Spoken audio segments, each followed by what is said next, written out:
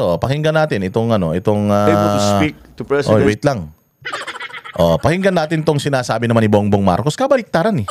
Sinasabi ni Teodoro na dapat matapang tayo. Sinasabi ni Teodoro na dapat firm tayo, di tayo dapat nagpapabuli. Pero ito si Bongbong, parang lumalabas doon sa ASEAN na hindi naman dapat pag-usapan yung issue dyan sa South China Sea.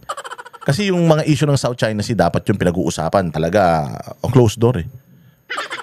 Kasi teritoryo yan eh. Medyo ang usaping teritoryo, pwedeng magdulot talaga ng gera yan eh. Ganyan. Yun naman talagang pinagsisimulan ng gera eh. Yung yung baluarte mo, kinukuha nila. Yung ari-arian mo, inaari nila. Doon naman nagsisimula ang away. Kaya nga hindi talaga yung ASEAN, yung platform na para doon. Dapat pinag-uusapan yun sa mas kumbaga mas malalim at saka yung mas nandiyan talaga yung mga dapat na nakakarinig at saka yung may mga kapangyarihan na mag-decide para dyan sa mga issues na yan. Ito, trade ang pinag-uusapan dito sa APEC, ASEAN, ang pinag-uusapan dyan trade.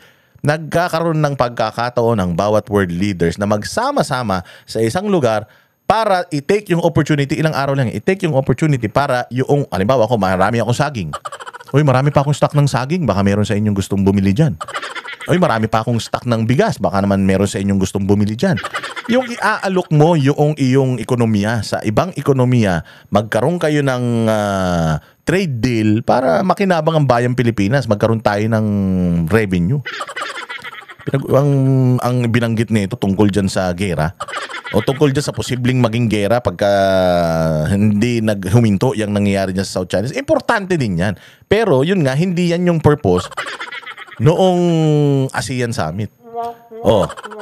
Nagsalita siya against China. Anong sabi ng mga noong mga may Malaysia na nagsasalita pa noong nakaraan na do not impose on us what is yung problema ninyong dalawa, because walang ibang makakasolusyon yan kundi kayong dalawa.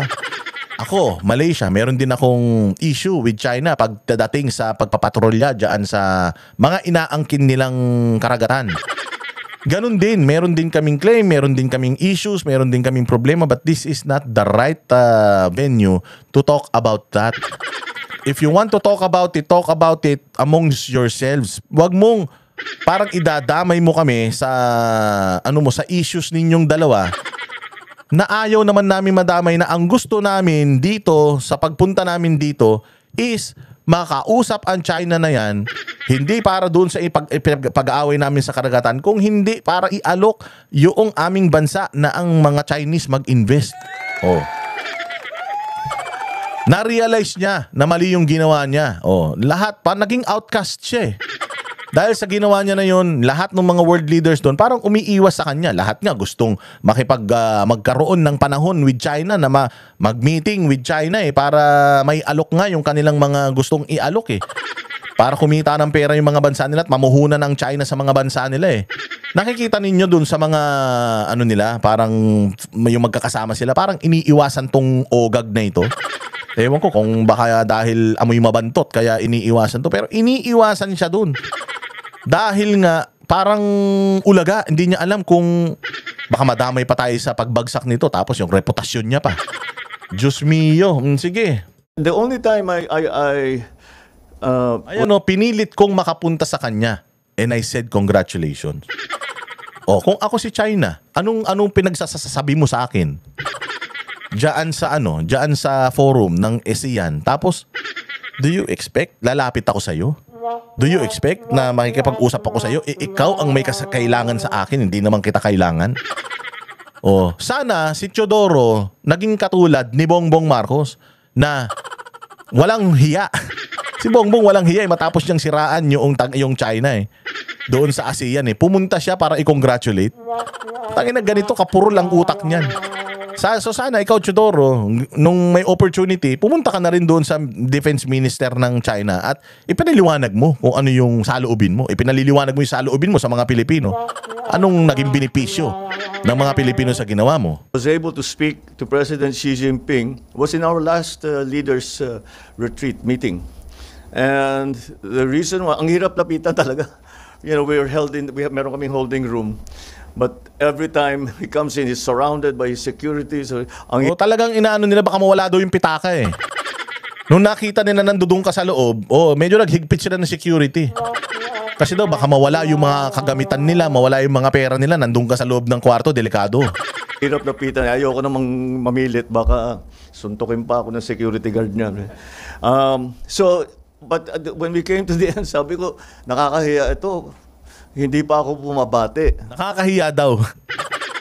Hindi pa siya dumabati. Alam mo, BBM, ang nakakahiya, yung binanat-banatan mo siya, tapos, pagkatapos mo siyang banat-banatan, nagpumilit kang lumapit sa kanya para i-congratulate siya. Parang tanga lang, di ba?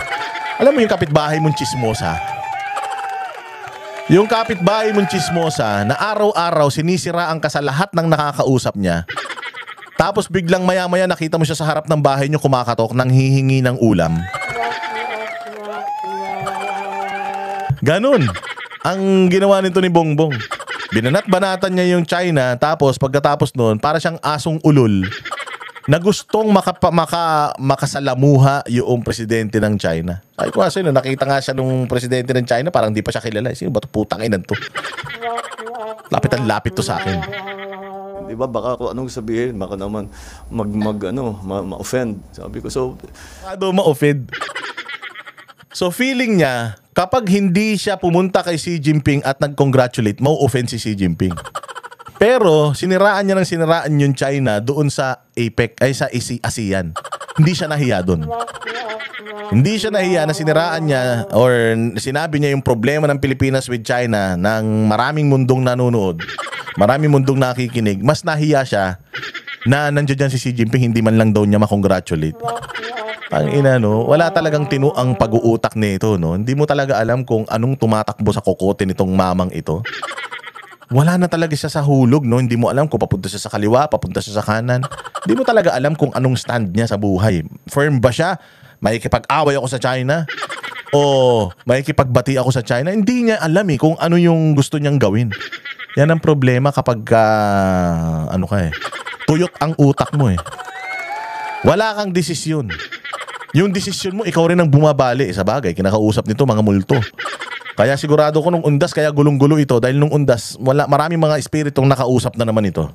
Pinilit ko makapunta sa kanya. And I said, congratulations on your assumption of the chair for 2000, for the following APEC. And I hope to do good work together with you. That's it. You hope to do good work together with me? In front of the ASEAN countries, you're saying bad words against me? Paano yun? Dito mo talaga makikita na wala talagang direksyon si Bongbong Marcos. Yung kanyang utak, di niya alam kung ano ba talaga ang priorities niya.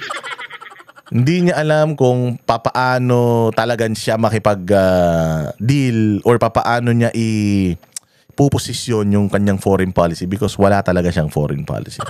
Wala talaga siyang foreign policy. And tingnan ninyo mga bossing yung protocol na binreach ni Bongbong Marcos dito sa APEC ito papakita natin. Ayan. So si People's Republic of China, meron siyang speech. So dito sa instance na ito, mga bossing, ang bida dito si Korea at saka si China. Bakit? Kasi nga itatransfer yung yung pag-host ng APEC from Korea to China. So silang dalawa importante. Silang dalawa lang importante. Ang programa, ipapasa ko sa'yo, tapos ikaw, magsasabi ka ng saloobin mo, and then magkakamayan tayong dalawa. Yun ang protocol. Pagkatapos nun, focus na ulit sa ibang agenda. Kung sakali man gusto nating i-congratulate ito, we can just do it diplomatically. Like sa mga diplomatic channels, pwedeng tumawag ka. Oy, by the way, sir, congratulations. Pwedeng kapag mag-set ka ng meeting with him and congratulate him personally. Pero etong ginawa ni Bongbong Marcos dito is really a breach of protocol. Hindi dapat ginagawa ng mga ng mga leaders yan to approach a fellow leader nang wala sa plano. Kay Pangulong Duterte, noong siya ay presidente, merong protocol na sinusunod. Kahit nga kamag-anak, kahit nga mga anak close na yan, anak na yan may sinusunod na protocol. Dito, may protocol na sinusunod. Pero dahil yung presidente natin wala talagang utak, wala talagang delikadesa, at wala talagang paninindigan, tingnan ninyo yung ginawa niya dito.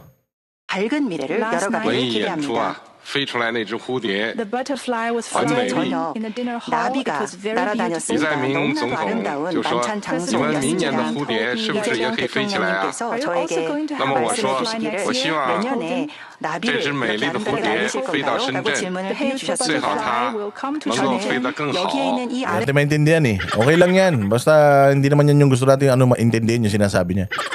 Kasi maraming translation. May Chinese, may English, may sabay-sabay.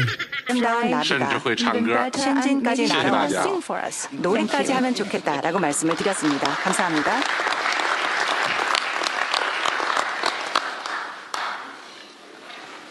So, yan yung protocol. So, yan yung event. Magkakamayan silang dalawa. Official. Pag nagkamayan yan, na ikaw na ang mag-host ng APEC Summit sa 2026. Yan na.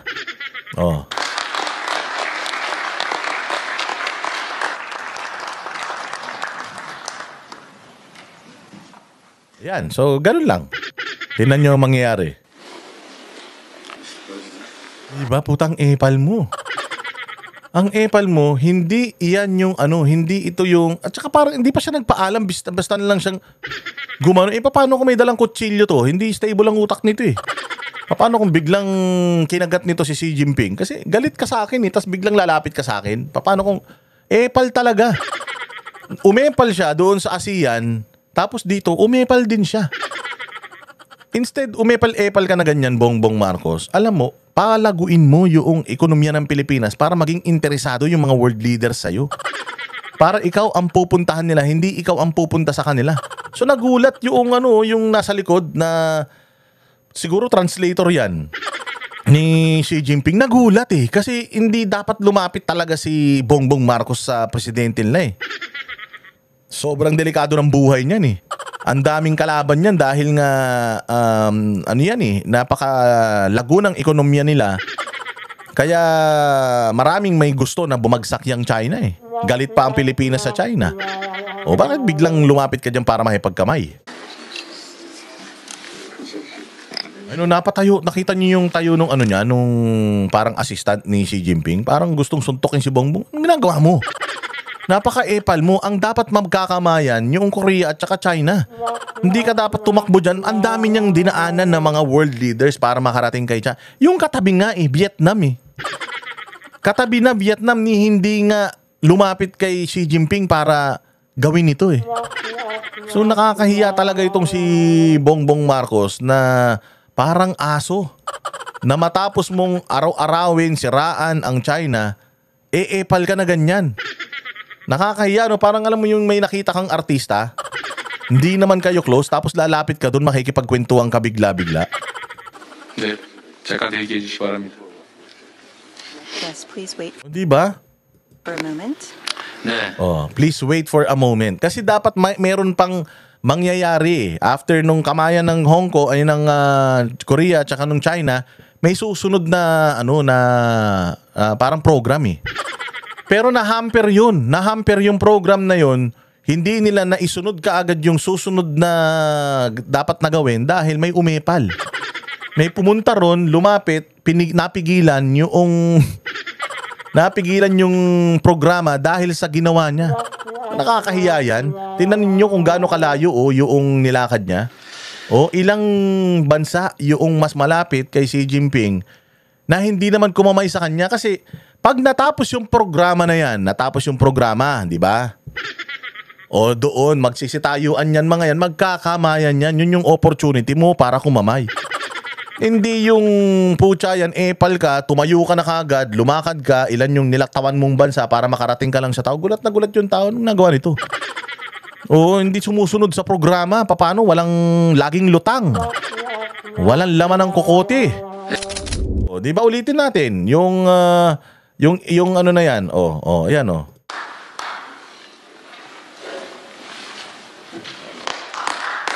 Di ba? Palakpakan. Palakpakan, photo ops, historic, transfer, upo, tapos may susunod na i-announce. Biglang may lumapit. Putang ina yan. Hindi naman yan yung panahon para dyan, pero epal. May lumapit. Napatayo yung teka, ba't mo siya kinakamayan? Huy, ano ka ba? Kinakamusta ka lang pala. Yes, please wait for a Diba? moment. Please wait for a minute, sabi nung announcer. Nakakahiya, no? Sobrang nakakahiya itong ginawa mong to. Sa totoo lang. Akala nung ibang mga dilawan tae, tsaka nung mga defender niyang mga loyalista nga, naglakas ng loob si Pangulong Marcos para lumapit. Gago. Nag-breach kayo ng protocol. Maling-mali yung ginawa nyo na yan. Sabi ko nga sa inyo, nung panahon ni Pangulong Duterte, etong mga world leaders na ito are the ones going to him, the ones shaking his hands, the ones wants to be friends and have a time with him. O tinan mo dito, wala yata ni isa sa mga to ang nag-set sa kanya ng ito lang yata ito. Syempre host yung Korea eh. So pag host ng Korea, lahat talaga ng mga bansa na pupunta kakausapin ng Korea. Pero tinan mo, walang ibang mga bansa rito na nagkaroon ng interest to make a deal or at least talk to Bongbong because alam nila eh. Inan to. And hindi natin dapat pagkatiwalaan to. Mga tao nga sa bansa niya, tinatraidor nila eh, tayo pa. Di ba? With President Xi Jinping again, neither side asked for a meeting. Neither side asked for a meeting. Ang China hindi nakipag-meeting sa atin. At ang Pilipinas, syempre mayabang tayo, hindi rin tayo humingi ng meeting sa kanila. Lakas, no? Parang anyaman-yaman natin, no? Parang wala tayong pangangailangan, no, na hindi natin kailangan nitong mga partnership with mayayaman na mga ekonomiya na bansa. Sabi ko nga sa inyo, Malaysia, Indonesia, ang yayaman na niyan. Singapore, sobrang yayaman na niyan. Japan, ang yayaman na niyan. Korea, ang yayaman na niyan. But they still want to have time para kay Xi Jinping to talk kung ano pa ba yung mga pwede nilang mapag-usapan in terms of mapalago pa yung partnership at yung ekonomiya ng bawat isa. Tapos ito sasabihin mo na neither ako at saka ang China nag-request na time para mag-usap. Kasi wala naman kami pag-uusapan eh. Wala naman pala kami pag-uusapan. Ba't ka pa nagpunta dyan? So nagyayabang na naman to. Because anong pag-uusapan namin, this is not the time or the place to talk about the West Philippine Sea. Yun naman pala eh. Bakit dun sa ASEAN na hindi rin daw yun yung panahon para pag-usapan, pinag-usapan mo? You will not achieve anything for having a meeting about that. Kasi yun lang naman. You do not have wala ka daw ma-achieve. Kung pag-uusapan nyo dyan yung tungkol sa West Philippine Sea. Hindi, sa totoo lang, hindi. Kung nagkaroon kayo ng one-on-one meeting dyan, kasi wala naman kayo talagang chance para magkausap, magkita, yan na yung chance para magkita kayo eh. Lahat ng opportunity gagamitin mo to talk to the people na you want to have a connection with. In terms of, South China Sea. You should have used that forum to sit down and talk about South China. Paano tayo makakapag, rito, layag dito ng peacefully, nang wala tayong away? Paano baka naman pwede? Di ba? Pag-uusapan nyo yun dyan. Ay na ba't hindi ka nag-set ng meeting? Ayaw ka talagang kausap. Sila ang hindi nag-set sa'yo ng meeting dahil wala kang bilang sa kanila. Tapos ngayon magyayabang ka na kahit kayo, hindi kayo nag-set ng meeting with them. Pero, kasi wala kayong pag-uusapan. Pero para kang aso, lalapit ka doon, makikipagkamay ka sa kanya, magpapapansin ka sa kanya. So sino maniniwala sa'yo na hindi ka interesado na makipag-usap sa kanila kung ang layo nga ng nilakad mo para i-breach yung protocol eh. Makapagpapansin lang sa China eh. Umamin ka na. Wala silang interest sa atin at kung feeling mo, napaka-importante mong tao, magtsatsaga ang China sa'yo, wag. Tigil mo na yan. Kung ano man yan nainom mo, itigil mo na yan. Wag mo nang inumin ulit. Kahibangan lang yan. Ang papag-usapan namin eh. Hindi naman. Yun lang ang pag-uusapan namin. Kung hindi, public alert notice. Meron din ako yun eh. Parang sa atin. Kita mo, wala siyang sa utak. Nagpapaliwanag siya, ulitin natin.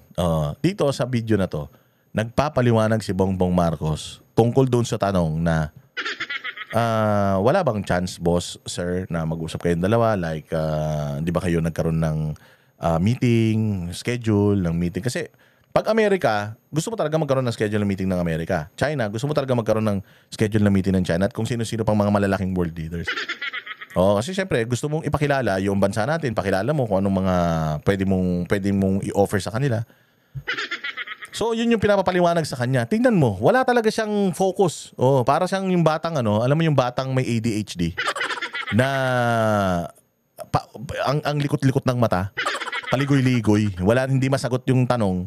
Tapos, ang daling madistract. Ang tao madaling madistract kapag wala talaga sa puso at sa isip niya yung ginagawa niya. Tingnan nyo.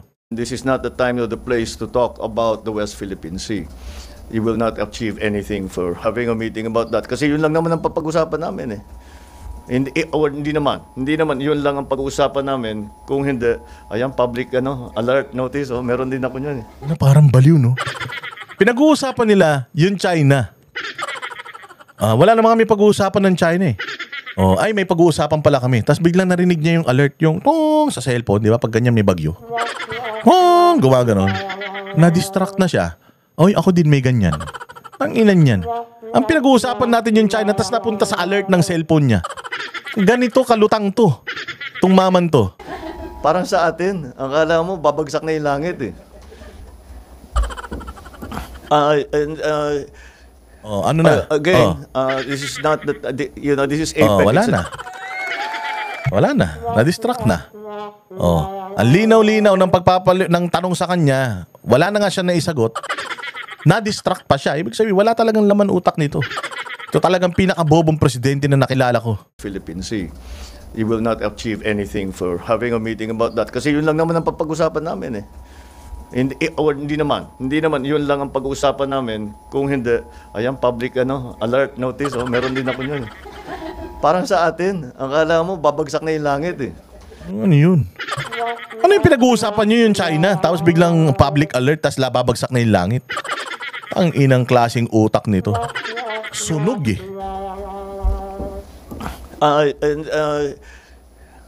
Again, this is not this is APEC. It's an economic meeting. You don't really talk about such issues. In ASEAN, pwede pa.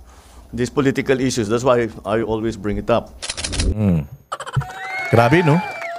Wala sa focus. Mas lutang pa to kay Lenny. Ang hirap nun, no, ng transition. Mayroon kang ine-explain, tapos hindi mo ma-explain. Nung tumunog yung cellphone niya, nawala ka na lalo. Nawala ka na lalo sa focus, hayop ka talaga BBM kahit kailan. Classic ka talaga. Ito, pakinggan naman natin yung yung rally. Yung rally na gaganapin daw sa 30 ng Nobyembre. Malaki ang rally daw yan. Of course they will. Ano nakakatawa kasi? Tinanong siya. Ano masasabi mo, sir, doon sa siniset na malaking rally? Kasi yung rally na yan, syempre, pag nagrarally ang tao, kanino nagrarally? Nagrarally ang tao para mayroong iparating sa gobyerno. So pag nagrally ang tao na may gustong iparating sa gobyerno, ano ba yung main na gustong iparating ng mga tao sa gobyerno? Corruption. Sawang-sawa na sila sa corruption and so on and so forth. So in terms of corruption sa gobyerno, sino ang dapat na pinapanagot dyan? Presidente. Kasi yung presidente ang pumayag sa corruption ng 2025. Presidente ang pumirma doon sa mga napakaraming mga insertions. So magkakaroon ng rally. Anong gagawin? Tatawanan. Ganyan na ganyan yung ginawa niya doon sa Australiana na nag-interview sa kanya, kaya binarabara siya eh. Dahil tinawanan niya, sabi, ano nakakatawa ron? Halimbawa, itong sa November 30, ano nakakatawa na magrarally sa November 30? Of course they will. Of course that will be Patawa-tawa. Wala talaga siyang alam kasi pagka may tinanong sa'yo at alam mo yung isasagot mo, sasagot ka na kagad ng diretso, hindi yung paligoy-ligoy pa, singhal-singhal, patawa-tawa. Parang sarcastic na sinasabi na, wala yan. Wala yan. Rally-rally na yan. Hawak ko pulis. Because for outrage. Those funds are supposed to go to people, to feed people, to make their lives better. And that all disappeared because they're buying airplanes and buying big mansions kung saan-saan. Buying airplanes, big mansions. Mga kaalyado mo yan, bongbong. Mga kaalyado mo yan, mga tao mo yan. May mga aeroplano, napakaraming mansion. They're not just buying one big mansion, ha? They're buying multiple mansions in one super duper exclusive high-end subdivision. Yung Forest Park, yung pinsa mo, 12 bahay daw doon, di umano. Utangin na yan. Tapos, wala pa rin hanggang ngayon, hindi pa nakakasuhan. Si Zaldico, ni passport, hindi nga ma-cancel. Yung mga basic na dapat na ginagawa ng gobyerno para mapanagot etong mga hudas na ito, wala eh. You can actually use AMLAC to freeze all the assets. You can actually use the DFA to cancel the passports para hindi na makatakas. Lahat ng mga sangkot dito dapat meron ng at least man lang hold departure order para hindi sila makatakas sa mga accountability nila. Kahit isa nga sa mga yan, sir, wala kayong nagawa eh. Sinabi ninyo na freeze yung assets ng Zaldico pero nailabas nga yung mga eroplano niya eh. So ibig sabihin, pinatatakas nyo talaga. Ibig sabihin, you are giving them ample time para itong mga kayamanan nila mailabas na nila at hindi na sila magsiuwi dito because pag umuwi sila dito at nakulong sila na magsasalita yung mga yan at pag nagsalita yung mga yan, ikakanta niyan yung mga amo niya. O sigurado tayo sino ang amo ni Zaldico. So yun ang kinakagalit ng tao dito, sir. Ang kinakagalit ng tao rito, yung walang pakundangan na pagnanakaw ng mga nasa gobyerno at pangalawa, suportado nyo. Yung mga pagnanakaw at hindi kayo umaamin na mga magnanakaw kayo, inililigtas nyo yung mga sarili ninyo. Dinadivert nyo sa ibang mga issues yung flood control problem. Yung pagnanakaw, dinadivert nyo at ang mas nauna pang nadedemanda na iimbestigahan nyo mga tao na gustong malaman kung saan napunta yung pera ng taong bayan. Walang hiya talaga, BBM. Wala ka talagang direksyon.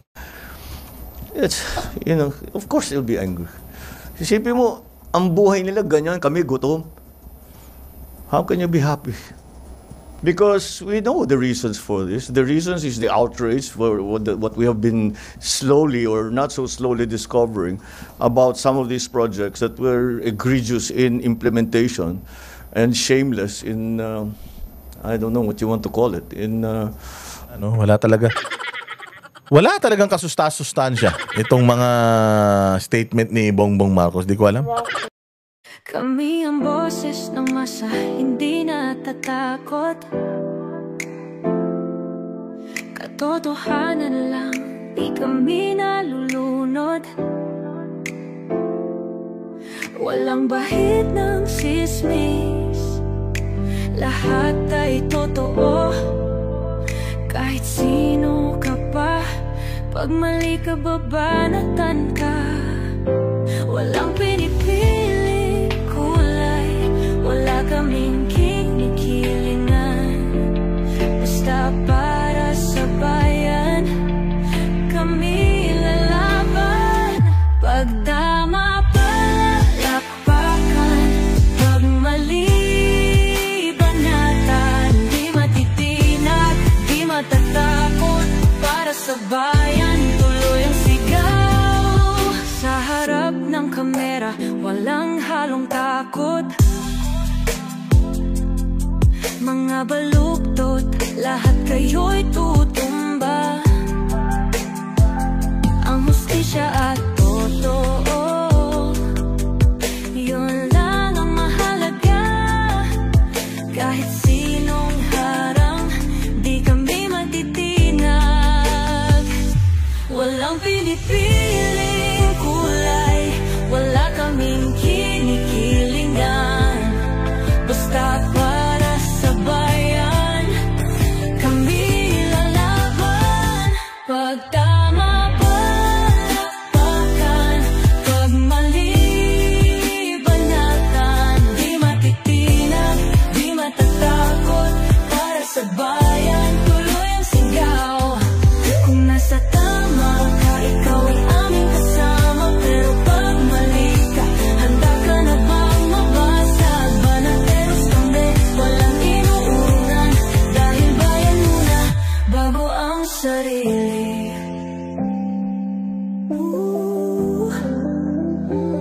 Bago ang sarili.